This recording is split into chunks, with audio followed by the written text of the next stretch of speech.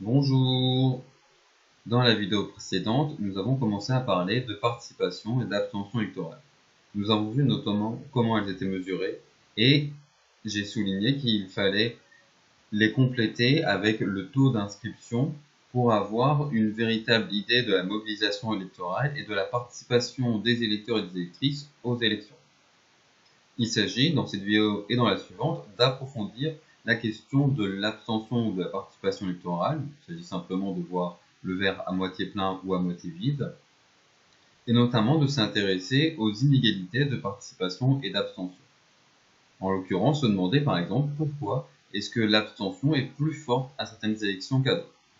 C'est notamment donc ce que nous allons voir dans cette vidéo. C'est parti!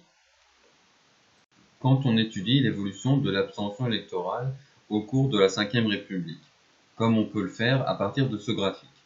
On voit que de façon générale, peu importe le type d'élection, l'abstention a augmenté. Cette augmentation est particulièrement frappante pour les élections législatives, puisqu'on passe d'une abstention aux alentours de 20% des personnes inscrites sur les listes électorales à plus de la moitié des personnes inscrites sur les listes électorales qui n'ont pas voté lors des élections législatives de 2017. La question qu'on peut se poser alors, c'est pourquoi est-ce que l'abstention a augmenté au cours de cette période? On peut estimer, c'est une simple hypothèse, que cela reflète un désintérêt croissant des Françaises et des Français pour les élections politiques. Face à des responsables politiques qui ne semblent pas respecter leurs promesses et ne semblent pas avoir de résultats, l'abstention électorale peut être un moyen d'exprimer sa défiance et son rejet envers les responsables et la vie politique. De façon générale, quand on considère que l'abstention électorale est un moyen pour les électeurs et les électrices d'exprimer leur rejet par rapport aux partis, aux candidats et candidates présents lors d'une élection, de montrer que vous ne nous intéressez pas, on se méfie de vous, on tient à vous justement vous envoyer un signal clair de dire qu'il faut que vous vous renouvelez, que vous changiez ce que vous faites parce que là, ça ne va pas, on peut parler dans ce cadre-là d'abstention dans le jeu. Alors si on veut la définir plus précisément, de façon plus rigoureuse, voici ce qu'on peut dire à propos de l'abstention dans le jeu. Définition. L'abstention dans le jeu désigne l'abstention électorale de la part de personnes qui s'intéressent à la vie politique, mais qui veulent exprimer leur rejet de l'offre politique lors d'une élection. Je répète, l'abstention dans le jeu désigne l'abstention électorale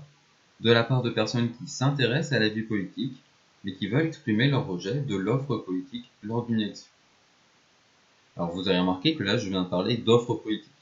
En effet, on peut considérer que les élections sont comme un marché. C'est une approche, une analyse qui est faite par de nombreux politistes et par aussi des économistes. Dans ce cadre-là, vous avez une offre politique qui globalement consiste en les partis politiques, les responsables, les candidats et candidates, et les propositions qui sont faites, donc avec selon voilà, un équilibre entre ces trois dimensions, et de l'autre côté, une demande politique de la part des électeurs et des électrices. Alors cette analogie reste cependant limitée, car vous avez par exemple lors d'une élection un parti qui va emporter les élections, qui va arriver en tête, et cela va être un enjeu important, alors que les enjeux ne sont pas les mêmes dans un marché où il s'agit surtout de faire en sorte qu'il y ait autant d'offres que de demandes. Elle permet cependant de comprendre que justement l'abstention est un moyen pour les électeurs et les électrices de montrer qu'ils ne sont pas satisfaits de l'offre politique actuelle, que ce soit au niveau des propositions des partis ou des candidats et des candidates, et d'exprimer leur rejet, de dire qu'il faut qu'il y ait un changement dans l'offre politique. Si vous voulez avoir notre voix, il faut que vous changiez. Alors, petite précision qu'il est important de retenir, et que j'ai indiqué d'ailleurs dans ma définition. L'abstention dans le jeu fait avant tout référence à l'abstention électorale de personnes qui s'intéressent à la vie politique, qui suivent la vie politique et qui généralement participent aux élections, mais qui, sur ce point précis, ne sont pas satisfaits par l'offre politique et expriment leur insatisfaction à travers leur abstention électorale. Il s'agit donc plutôt d'une abstention intermittente, ponctuelle, au coup par coup, L'abstention électorale ne peut pas faire référence à une situation où vous avez des personnes qui ne vont pas voter de façon durable aux élections, qui vont quasiment voter à aucune élection, parce qu'elles considèrent que de façon générale, la vie politique, ça ne les intéresse pas, que les responsables politiques sont tous les mêmes et que par conséquent, ils ne cherchent que à satisfaire leur propre intérêt et ne pas aider vraiment la population, les citoyens et les citoyennes. Quand vous êtes dans cette situation de rejet de la politique de façon générale, on ne peut pas vraiment parler d'abstention dans le jeu. C'est d'ailleurs en fait pour ça qu'on parle d'abstention dans le jeu. Le dans le jeu fait référence à des personnes qui sont dans le jeu politique, qui sont intéressées, qui sont impliquées, qui suivent le jeu politique et qui, simplement, sur ce coup-là, décident d'y participer en n'allant pas voter, en s'abstenant d'aller voter. La notion d'abstention dans le jeu est donc particulièrement pertinente pour expliquer pourquoi l'abstention est plus ou moins forte lors d'une élection. Par exemple, pourquoi est-ce qu'elle a été particulièrement forte lors de l'élection présidentielle de 2002 par rapport au niveau d'abstention habituel, ou à l'inverse, pourquoi est-ce qu'elle a été plus faible lors des élections régionales de 2004. Et donc, pour bien comprendre ce type d'abstention, il faut clairement faire référence au contexte politique et à l'offre politique. Par exemple, en 2002, on peut évoquer le fait qu'il y avait de nombreux et nombreuses candidats et candidates présents et que cela pouvait, contrairement à ce qu'on peut penser d'ailleurs, décourager les électeurs et les électrices. En effet, justement, si on est dans une perspective où on se dit il faut que les électeurs et les électrices trouvent une offre qui soit proche de leurs besoins et de leurs revendications. On pourrait se dire qu'avec plus de candidats et de candidates, vous avez plus de chances d'avoir quelqu'un qui correspond précisément à ce qui vous intéresse. Cependant, ce qu'on observe en réalité, c'est que lorsqu'il y a trop de personnes, trop de candidats ou de candidates, les lignes et les différences entre ces différentes personnes s'atténuent. On a du mal à voir finalement entre plusieurs candidats de gauche qu'est-ce qui fait vraiment la différence, et avoir du coup des clivages qui ne sont pas très clairs, ne pas bien comprendre les oppositions entre les candidats et candidates, c'est plutôt un facteur qui va encourager l'abstention et décourager la participation électorale. Cependant, ces élections ont vu arriver au second tour du fait justement de cette forte abstention et en même temps de l'éclatement des votes entre les différents candidats et différentes candidates. L'élection présidentielle de 2002 a vu arriver au second tour donc Jean-Marie Le Pen, le candidat de l'extrême droite du Front National, ce qui a été, vu que c'était la première fois que cela arrivait, un choc, ce qui a pu conduire à une réaction et donc à une plus forte participation lors des élections suivantes, en l'occurrence là les élections régionales de 2004. Et ensuite, encore plus, lors des élections présidentielles de 2007. Sur ce graphique, en dehors de l'augmentation générale de l'abstention électorale, on peut aussi remarquer que cette abstention électorale est à des niveaux très différents selon le type d'élection. Si on regarde par exemple sur les dernières élections représentées sur ce graphique, l'abstention est beaucoup plus faible pour les élections présidentielles ou de façon générale, elle est d'ailleurs restée entre 1962 et 2017 aux alentours de 20% des personnes inscrites sur les listes électorales. Et elle est beaucoup plus forte pour les élections européennes et ensuite pour les élections régionales, où on est au-dessus de 50% des personnes inscrites sur liste électorale.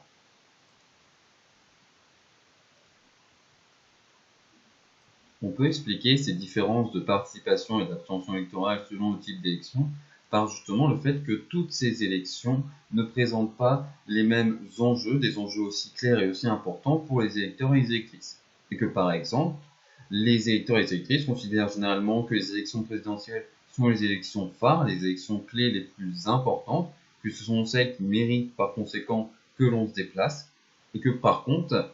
les élections européennes ou les élections régionales sont des élections où les enjeux sont moins clairs, on ne comprend pas très bien pourquoi est-ce qu'on vote, quelles vont être les conséquences de notre vote, et qu'on a tendance du coup plus facilement à s'abstenir. Dans ce cadre-là, on fait à nouveau référence à une élection ponctuelle, intermittente, puisque vous pouvez avoir les mêmes personnes qui vont aller voter lors des élections présidentielles et ensuite s'abstenir à d'autres élections parce que justement, elles ne voient pas les enjeux ou elles les considèrent en tout cas pas assez importants pour se déplacer et aller voter. On s'éloigne cependant de la notion d'abstention d'enjeu parce que on a quand même cette idée, notamment quand je dis que les électeurs et les électrices ne comprennent pas les enjeux de certaines élections, que ce soit les élections européennes ou les élections régionales par exemple,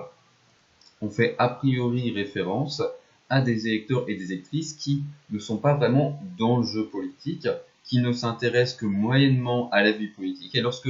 il y a une élection qui est considérée comme importante, notamment l'élection présidentielle, là oui, ces personnes vont suivre la vie politique, vont s'intéresser et vont s'impliquer, mais que sinon, elles vont rester de façon plutôt distante. Puisqu'on s'éloigne de la notion d'abstention dans le jeu, on voit qu'en fait, cette notion peut être assez limitée. On se rend compte d'autant plus de ses limites que si la notion d'abstention dans le jeu prise de façon plus stricte et rigoureuse permet d'expliquer par exemple pourquoi est-ce que là vous avez une chute de l'abstention électorale ou là à l'inverse une forte augmentation par rapport à la tendance générale, l'abstention dans le jeu ne permet pas d'expliquer cette tendance générale d'augmentation de l'abstention électorale qui est pourtant le point de départ et la première chose que l'on voit sur ce graphique. Si on affirme, comme on entend souvent dans le débat médiatique, que cette augmentation de l'abstention reflète un désintérêt des Français et des Françaises pour la vie politique, un rejet de responsables politiques qui seraient tous les mêmes, qui ne seraient pas honnêtes, qui feraient des promesses qu'ils et elles ne tiendraient pas, ou en tout cas sans résultat concret sur la vie des Français et des Françaises, on est certes proche de la notion d'abstention dans le jeu, mais on n'est pas non plus totalement dedans, puisque on est finalement sur des personnes qui certes rejettent la vie politique, mais du coup ne sont plus dans le jeu. Et pour approfondir cette réflexion, je vous invite à regarder la vidéo suivante. En attendant, je vous souhaite une bonne journée.